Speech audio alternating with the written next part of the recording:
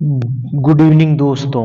आज है 15 फरवरी और आज का करंट अफेयर्स हम लोग देखेंगे दैनिक जागरण और अमर उजाला के अंतर्गत।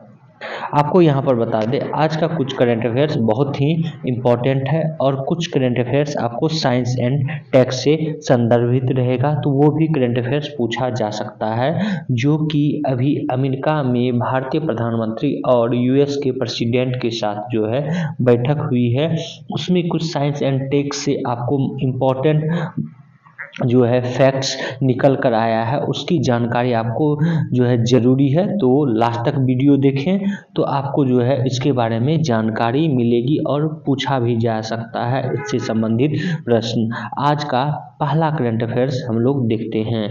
आज का पहला करंट अफेयर्स है, यह है ब्रिटेन ने टाटा समूह के चेयरमैन को नाइटहुड की मानद उपाधि से सम्मानित किया है और ये व्यक्ति हैं टाटा समूह के चेयरमैन एन चंद्रशेखरन। ये आपको सबसे पहले तो ये ध्यान में रखना है कि टाटा समूह के वर्तमान में चेयरमैन कौन है, एन चंद्रशेखरन।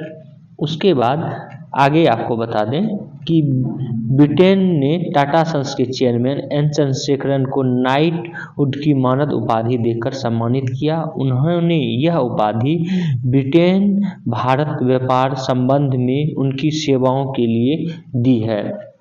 शुक्रवार को इस बुक के बारे में जो है सोशल मीडिया पर जानकारी दी है। चंद्रशेखरन को ब्रिटिश साम्राज्य के the most excellent order of the British empire civil division मानद DBA KBE से सम्मानित किया गया है। आपको यहाँ पर ये बता दें कि टाटा ग्रुप जो है अपना उत्पाद, उपभोक्ता उत्पाद, इस्पात, रसायन, ऑटोमोबाइल जैसे उत्पाद जो है ब्रिटेन में अपना लगाया हुआ है और खास करके प्लांट लगाया हुआ है। और खास करके आप देखोगे कि जगुआर, लैंड रोवर, टेटली जैसे जो है प्रतिष्ठित जो व्हीकल्स है वो उसमें जो है बिक्री यह ज़्यादा कर रहा है टाटा सन्स ब्रिटेन में। और करीब जो है ब्रिटेन में 70,000 से अधिक लोगों को रोजगार प्रोवाइड करता है टाटा समूह, इसलिए जो है। और टाटा समूह यूनाइटेड किंगडम के शीर्ष विश्वविद्यालयों के साथ जो है सफल शोध और शैक्षणिक साझेदारी में भी अपना योगदान देता है, इसलिए भी एन चंद्रशेखरन को मानद उपाधि नाइटहुड की जो है दी जा रही है। तो ये इम्पोर्टेंट है, आपको याद रखना है, हो सके तो नोट डाउन कर सकते हैं। दूसरा इम्पोर्टेंट जो कि आपको ज्योग्राफी के अंतर्गत भी पूछा जा सकता है और यह है आपको पंचेश्वर बहुउद्देशीय परियोजना से संबंधित करंट अफेयर्स। अब पंचेश्वर बहुउद्देशीय परियोजना ये चर्चा में क्यों रहा है ये भी जान लें और साथ ही साथ ये भी आप लोग जान लें कि यह परियोजना जो है कितना इम्पोर्टेंट है। तो सबसे पहले जान लेते हैं चर्चा में क्यों रहा है। यह पंचेश्वर बहुउद्देशीय परियोजना अभी खट्टर दैट मीन्स मनोहर लाल खट्टर जो हैं वो नेपाल के यात्रा पर जाने वाले हैं और यह पंचेश्वर बहुउद्देशीय परियोजना वित्त पोषित है भारत के द्वारा। तो भारत जो है जब ये जाने वाले हैं यहाँ पर मनोहर लाल खट्टर, तो ये यहाँ पर हो संभावना है कि उद्घाटन इसका करें पंचेश्वर बहुउद्देशीय परियोजना को। इसीलिए इन्होंने कहा है कि जितना जल्दी हो सके पंचेश्वर बहुउद्देशीय परियोजना को जो है उसको पूरा किया जाए। अब आपको एक 2-3 तथ्य जो है यहाँ पर ध्यान में रखना है। एक, पंचेश्वर बहुउद्देशीय परियोजना, यह परियोजना भारत और नेपाल के बीच परियोजना है, एक महत्वपूर्ण तथ्य याद रखना है। दूसरा ये भी याद रखना है कि यह महाकाली नदी पर बनाया गया परियोजना है जो कि उत्तराखंड उत्तराखंड एवं नेपाल के बीच बनाया जा रहा है। यह भी आपको ध्यान में रखना है पंचेश्वर बहुउद्देशीय परियोजना के बारे में। अब इससे फायदा क्या होगा? तो इससे फायदा होगा बिजली व्यापार में, दैट मीन्स इससे बिजली उत्पादन होगा और बिजली जो है वह बेचा जाएगा नेपाल के द्वारा। ट्रांसमिशन लाइनों के विकास में और ग्रीन हाइड्रोजन उत्पादन से जो है जुड़ी विभिन्न पहलों में नेपाल और भारत के निरंतर समर्थन में जो है यह योगदान देगा। तो ये पंचेश्वर बहुउद्देशीय परियोजना आपको ध्यान में रखना है। आज का अगला करंट अफेयर्स देखते हैं। आज का अगला करंट अफेयर्स है, यह है थाईलैंड में वैश्विक हिंदू बौद्ध पहल संवाद जो है चल रहा है। तो आपको यह ध्यान में रखना है कि 2025 में 2025 में वैश्विक हिंदू बौद्ध पहल संवाद का आयोजन कहाँ पर हुआ है? तो थाईलैंड में हुआ है। और इसी हिंदू बौद्ध पहल को भारतीय प्रधानमंत्री नरेंद्र मोदी ने जो है ऑनलाइन माध्यम से इसको एड्रेस किया और इन्होंने कहा कि संघर्ष का कारण अतिवाद समाधान बुद्ध की शिक्षाओं में है, ये इन्होंने कहा है। तो इम्पोर्टेंट तथ्य आपको हिंदू बौद्ध संवाद कहाँ आयोजित हुआ है यह याद रखना है। आपको कुछ और तथ्य बता दें, हो सकता है यह आपको मेन में जो है काम दे दे। बौद्ध स्थलों को पर्यटन से जोड़ने की भी बात जो है कही जा रही है इसमें। और भारत ने बौद्ध सर्किट के हिस्से के रूप में महत्वपूर्ण बौद्ध स्थलों को जोड़ा है और पर्यटन को जो है बढ़ावा देने की बात कहा जा रहा है। और बुद्ध पूर्णिमा एक्सप्रेस विशेष ट्रेन और तीर्थ यात्रियों के लाभ के लिए कुशीनगर अंतर्राष्ट्रीय हवाई अड्डे का भी जो है इसमें जिक्र किया गया। तो इन सब तथ्यों को आप जोड़ सकते हैं कब? जब आप एक्ट ईस्ट नीति जो है पर कोई इम्पोर्टेंट तथ्य लिखेंगे या उसका आंसर देंगे कि भारत का जो एक्ट ईस्ट नीति है वह कहाँ तक कारगर साबित हो रहा है। यह अगर जो इससे संबंधित दैट मीन्स एक्ट ईस्ट नीति से संबंधित कोई क्वेश्चन पूछा जा रहा है तो वहाँ पर आप लिख सकते हैं, यह ध्यान में रखें। आज का अगला करंट अफेयर्स देखते हैं। आज का अगला करंट अफेयर्स है, यह है मीगा और मागा, दैट मीन्स दोनों को मिलाकर मेगा पार्टनरशिप से। यह मीगा और मागा क्या है पहले वह जान लेते हैं। मीगा अर्थात मेक इंडिया ग्रेट अगेन, यह ध्यान में रखेंगे। और मागा that means make America great again.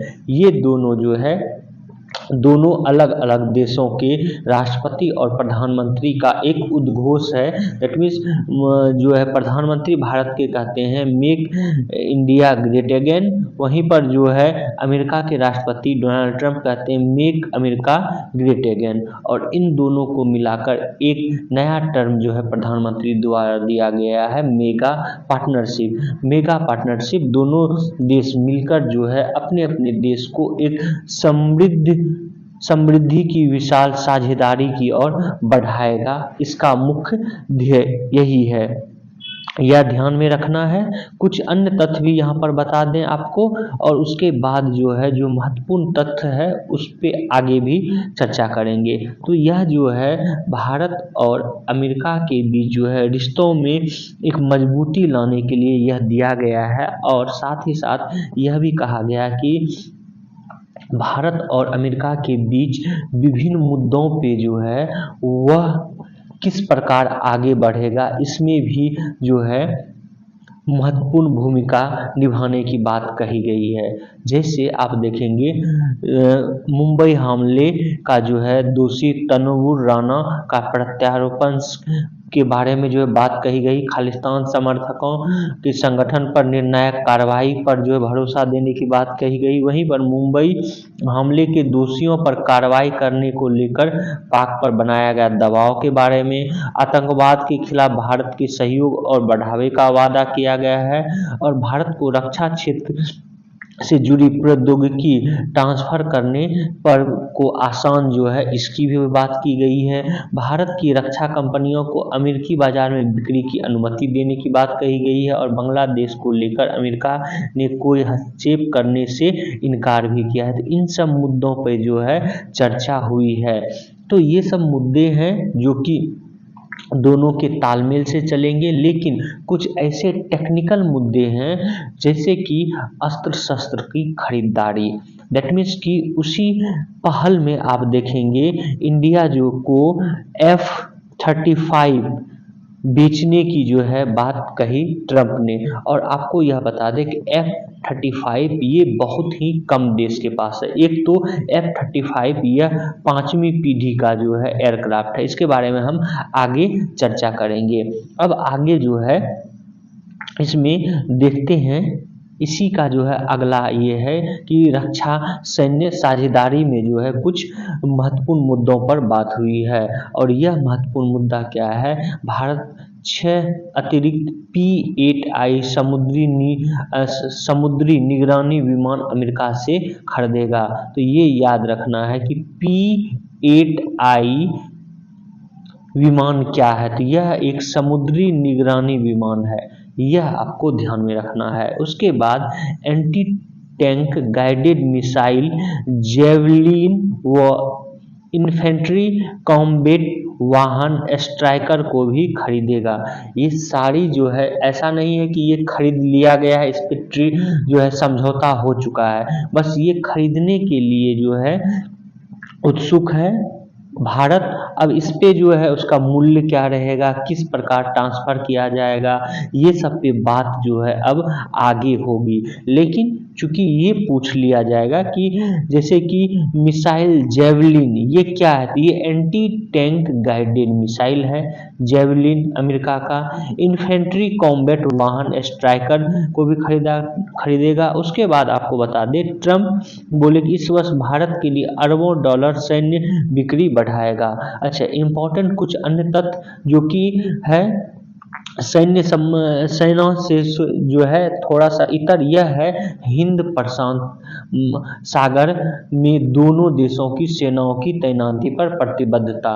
Indo Pacific जो बैठक होती है, उस बैठक में हिंद प्रशांत क्षेत्र में अमेरिका और भारतीय सेनाओं की विदेशी तैनाती में मदद देने और बनाए रखने के लिए नई राह खोलने की प्रतिबद्धता जो है जताया है, जिसमें रसद और खुफिया जानकारी दिए जाने की बात कही है अमेरिका ने। और आपको यहाँ पर ये भी बता दें कि हिंद प्रशांत में उद्योग साझेदारी और उत्पादन को बढ़ाने के लिए एक नई पहल ऑटोनॉमस सिस्टम इंडस्ट्री अलायंस की घोषणा की गई है। यह आपको ध्यान में रखना है या आप इसको नोट डाउन कर सकते हैं। एक नई पहल जो है हिंद प्रशांत क्षेत्र में अमेरिका और भारत के बीच दिया गया है या घोषणा किया गया है, वह क्या है? Autonomous systems industry alliance.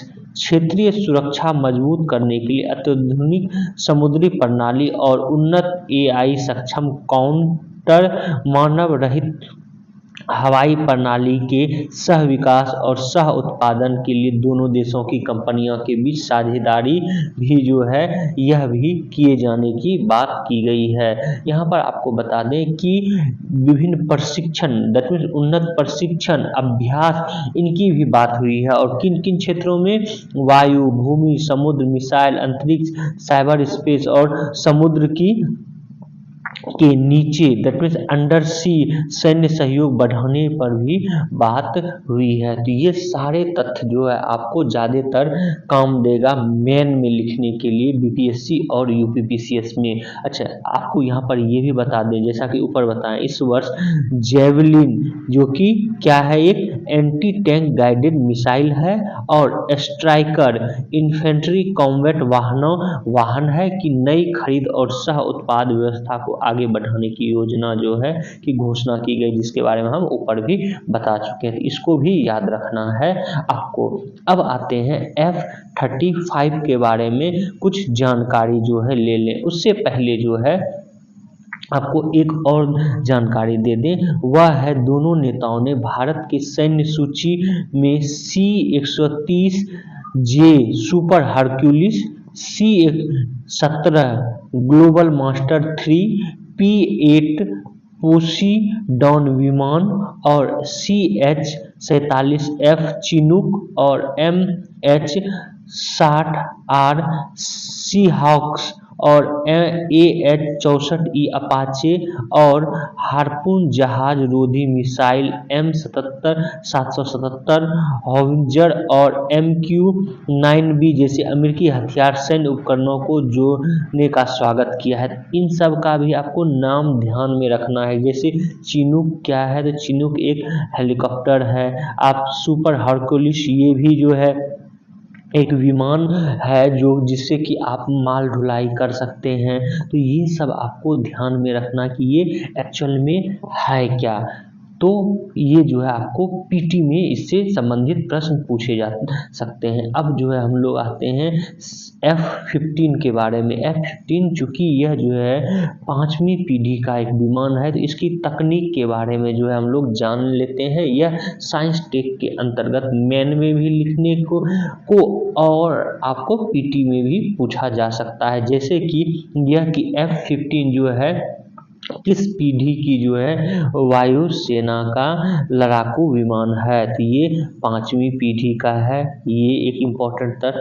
और यहाँ पर ये भी बता दें, इस 5वीं पीढ़ी का जो है लड़ाकू विमान कुछ ही गिने चुने देशों के पास है। उन गिने चुने देशों में आप देखेंगे जो है आता है नाम चीन का, उसके बाद नाम आता है अमेरिका, चीन और रूस के पास ही 5वीं पीढ़ी का है। उन 5वीं पीढ़ी में जो है अमेरिका के पास सबसे उन्नत है F-15। अब इसकी जो है क्या क्या खासियत है वो भी जान लेते हैं। तो एक एक करके धीरे धीरे क्या है, तो यह जो है $80 मिलियन F-15 स्टैंडर्ड वर्जन है और $115 मिलियन का ये है। तो मुख्य जो है तकनीक इसका जानते हैं। तकनीक ये है कि ये हाईटेक सेंसर है। दैट मीन्स कि यह हाईटेक सेंसर से लेस है। Sensor fusion radar, electro optical और इंफ्रारेड सेंसर समेत कई तरह के डाटा तेजी से इकट्ठा कर पायलट तक जो है पहुंचा देता है। इससे पायलट अलर्ट हो जाता है। और F-35 का अधिकतम गति मैक 1.6 है। यही वजह है कि इसे भारत के लिए गेम चेंजर कहा जा रहा है, जो कि भारतीय वायुसेना की ताकत को कई गुना बढ़ा देगा। वहीं पर इसकी एक अन्य तकनीक है, रडार को जो है रडार की पकड़ में यह नहीं आता है। तो अमेरिका के F-35 लाइटिंग सेकेंड लड़ाकू विमान को उसकी खासियत के लिए जाना जाता है, जो इसे दुनिया का सबसे ताकतवर लड़ाकू विमान बनाता है। इसे लॉकहीड मार्टिन ने तैयार किया है। यह सबसे अधिक तैनाती वाला 5वीं पीढ़ी का एडवांस स्टील्थ तकनीक वाला लड़ाकू विमान है, जो कि छोटी और मध्यम दूरी की मिसाइलों से लैस। इस विमान की खासियत यह है कि यह दुश्मन के रडार भी इसे नहीं पकड़ पाता है। यह लगभग उससे अदृश्य ही रहता है। यही वजह है कि विमान दुश्मन के सबसे ज़्यादा सुरक्षा वाले क्षेत्र को भी भेद सकता है। ये एक तकनीक है। उसके बाद देखेंगे वर्टिकल लैंडिंग में भी माहिर है। दैट मीन्स कि दुनिया के सबसे ताकतवर लड़ाकू विमान F-35 की 3 कैटेगरी है। पहली कैटेगरी वाला विमान F-35A सामान्य लड़ाकू विमान की तरह लैंडिंग और टेक ऑफ करता है। दूसरी कैटेगरी वाला F-35B वर्टिकल लैंडिंग के साथ शॉर्ट टेक ऑफ की क्षमता रखता है। वहीं तीसरी कैटेगरी वाला F-35C विमान एयरक्राफ्ट कैरियर से भी उड़ान भरने की क्षमता रखता है। तो ये जो है आपको ध्यान में रखना है। दैट मीन्स कि आप लैंडिंग जो है डायरेक्ट रोकेंगे और धीरे धीरे ये जो है नीचे सतह पर आ जाएगा। तो ये इसमें भी माहिर है। उसके बाद जो है इसकी एक तकनीक और बता दें कि यह सुपर सोनिक स्पीड से उड़ता है विमान। यह दुनिया का सबसे ताकतवर लड़ाकू विमान है, इसलिए भी कहा जाता है क्योंकि ये सुपरसोनिक स्पीड से जो है चलता है। हवा से हवा में मार करने की बात हो या फिर हवा से जमीन पर दुश्मन का ठिकाना ध्वस्त करना हो, यह मल्टी रोलर फाइटर चूकता नहीं है और अपनी स्पीड के कारण यह दुश्मन को निशाना बनाकर वापस लौट सकता है, वो भी कुछ ही सेकेंड में। इसका इस्तेमाल खुफिया जानकारी जुटाने और इलेक्ट्रॉनिक ऑपरेशन में भी किया जा सकता है। तो ये तकनीक इसको जो है खासियत बनाता है और संभावना है कि भारत को यह अमेरिका जो है बेचे। पहले जो है अमेरिका इसको बेचने से मना किया था, लेकिन अब संभावना है ट्रम्प के आ जाने से कि इस तकनीक को जो है, तकनीक नहीं कहें, फाइटर जेट को दें और अगर बात बनी तो जो है तकनीक भी दे सकता है अमेरिका भारत को। तो इसके बारे में आप डिटेल्स में जानकारी जरूर रखें, यह जो है आपको मेन में और पीटी में पूछा जा सकता है। तो आज का करंट अफेयर्स इतना ही था। ऊपर का 2-3 करंट अफेयर्स वो इम्पोर्टेंट है एसएससी, बीपीएससी, रेलवे के लिए, और ये जो नीचे जितने भी देखें वो आपको मेन और पीटी दोनों में काम देगा। ऊपर पे जितने भी है वो आपको पीटी में सिर्फ काम देगा। तो thank you for watching this video, और हमारे इस वीडियो को आप शेयर भी जरूर करें।